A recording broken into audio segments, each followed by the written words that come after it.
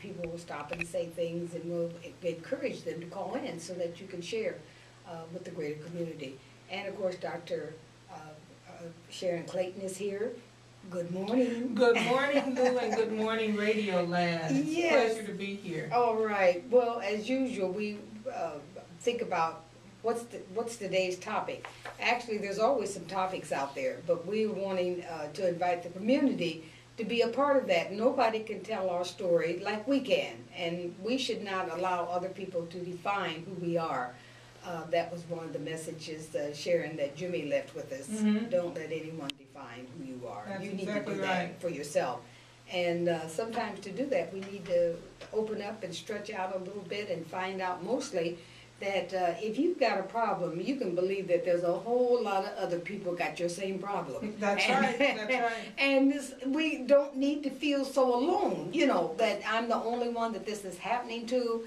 And, you know, there are things right here in Waterloo. We're not a Philadelphia or a California or a New York or a Chicago, but we've got the same problems, only on a different scale right here in Waterloo. And if you don't believe it, there was just a recent arrest that involved 9 people, 8 males and 1 female. I think so. Pictures were in the paper. Pictures were in the paper, and we know what that is about. And we know that when you have drugs as a presence in your community, that you have you're open for all other kinds of things to walk in with that situation. And so there's a lot of us that feel so safe and feel very strongly that we're just a small community and no one, you know, we really don't have to worry about that. We may have a little bit of it, but, you know, not to worry. Well, we should worry.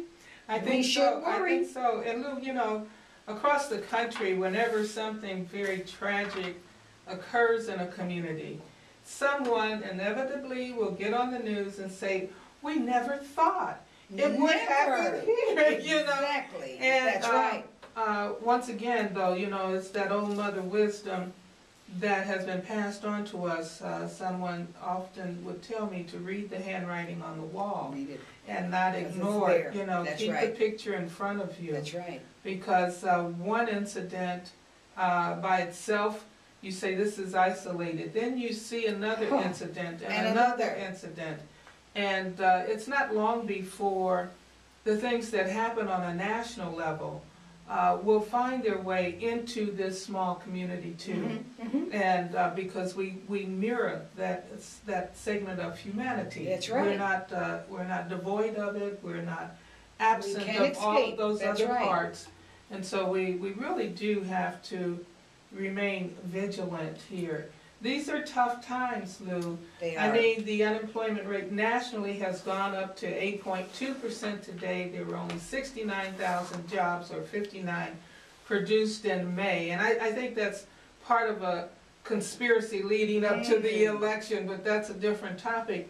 But we know times are hard, and so I think we have to be a bit more creative in doing things that are legal, using our creativity to produce something for ourselves that's legal, that can give our young people an outlet so that they're not selling drugs and so that they're not feeling so despondent.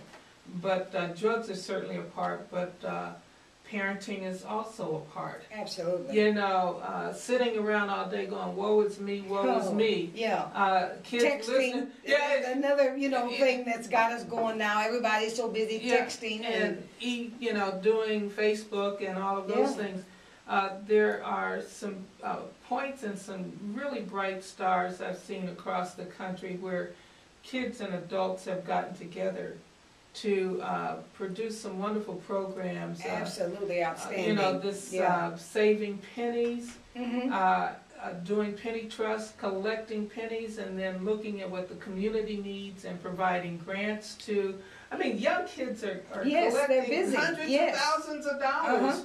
You know, so we have a brain power here, and I hope it can really help deter some of the negative summer activities. You know, it's almost like a self-fulfilling prophecy. It never fails that when we get close to summer, I hear or read something, summer's coming. Yeah, Be on isn't alert. it like it's You know, expected? we're getting- Yes, it's yeah, it's expected, getting and ready then to happen, yeah. And then it just acts out. Sure, self-fulfilling Yeah, prophecy. it becomes a self-fulfilling Exactly, prophecy. yeah. It's almost, it's really scary. It's almost, you know, like all winter the lion has been sleeping, you know, or doing Yeah. whatever they do in the winter. And then as it gets warmer, you know, here he starts to prowl. Yeah. And our neighborhoods, all neighborhoods can be Yeah. invaded. Yeah. Even though there are Absolutely. those who don't believe it. They don't believe it. No, it can't happen to us. And you just stated that. Yeah. Every neighborhood is Every open, neighborhood. you know. And you know what happens too? Those neighborhoods that think they're safe or whatever, and so they ignore what's going on In other people's neighborhoods. in other As long as because it's not me. me, That's you it. know.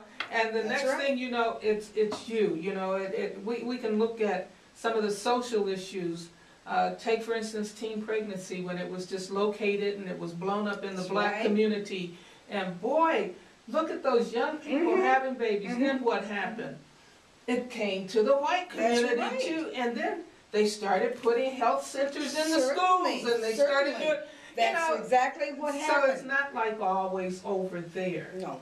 Social concerns and problems involve us all, and that's something that it's going to be hard to connect on, I think, given the Well, national politics today. And that's the reason I think we have to be even more observant and more involved and call ourselves to action. We cannot wait on someone else to do for us what we can at least begin to do for ourselves. Yeah.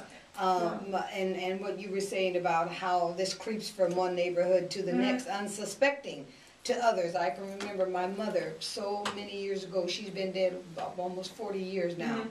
And she, way back then, she would tell us, she'd set us down and talk to us, and she'd say, you know, you have a responsibility as a person living in a community. You have a responsibility to your family and to your church and to what goes on in other people's lives. When most of the time we're saying, you know, we don't want to hear that. We don't want to be bothered with that. But her whole thing was, she was very upset. Way back then, there was a lot of use of marijuana. Whole lot of use back then. Didn't get the same publicity, but it was so shocking when you heard that somebody was doing that, because it was the community. We still had that extended family thing going on. And everybody helped to raise the children. So when one went so far as to do drugs, my God, that was like the, you know, call a meeting. Call a meeting on this person. Bring them in so we can talk to them and let them know, you know. And all of that actually happened. But she was saying that as far as drugs are concerned, you're never going to get rid of it. But you could have less of it, because now their children are on dope. When we were crying in the wilderness as parents saying, help us, our children are going down the wrong way. Our children are getting a hold of these drugs. That's right. I'm talking 40 years back. That's a while. And That's you know, a while. and she's saying it's not going to change until it gets in their neighborhood, and then they're going to say, Isn't that amazing? Is that amazing? You know, it's That like prediction? all the social problems that the people on the periphery of society experience are so far from the center that people think that they have some sort of immunity to these kind of issues.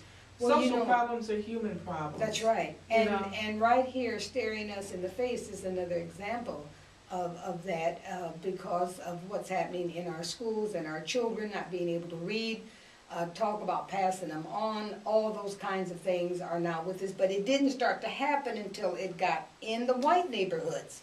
You know, when people said, I think the first report that came out that said white kids weren't reading, I don't think people even believed it. They chose not. They couldn't be talking about. Now, if you're talking about black kids, we know that. But white kids, no. We're kind of viewed as the anomalies, and white is the norm. I was never more shocked than when I had a young woman come to me up at UNI, teaching at UNI. She was in one of my classes. Well, first I was shocked when people were so thrilled that they had completed reading a book, because they had never read a book before.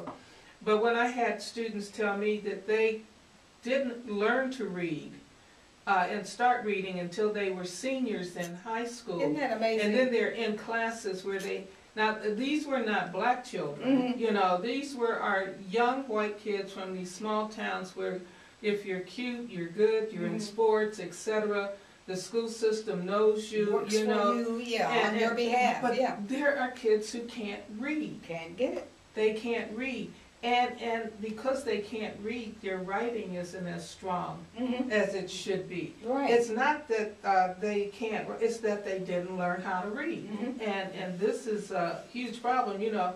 I don't know where, but with this education issue, we really do have to keep our eye on the fact that without that education, I don't care what the jobs are doing, but without that ticket, that first ticket, you're not going to be able to go forward. And there are things happening in our schools now. Across the country, the movement towards charter schools. Charter schools that aren't really working in many places, that are really replacing public schools in cities like New Orleans, etc. We spend more money in some districts on paying teachers who are inept, like in New York City, putting them in a rubber room and paying them thousands of dollars, waiting for disciplinary hearings, and then putting them back probably in the same schools that need the strongest teachers. Now, the education problem is not all on teachers, it's not all on students, it's not all on parents, and you would think with all of the education reform, at some point somebody would say, you know, we got the wrong goals here. You know, and all of these people are involved in a triangle of education for a child.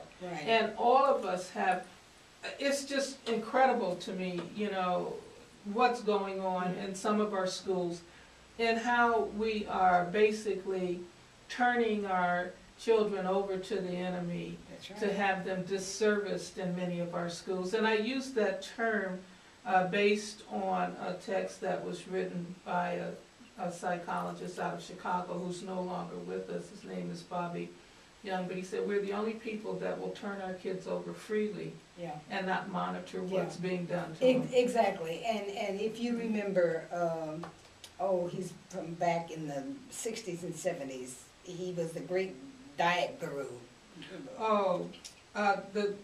You're talking about the guy that did the exercises? No, not the guy that did the exercise. He was into foods. He was convinced. He had a large family. I don't know why. I can see his face, but I cannot call it. But anyway, Dick Gregory.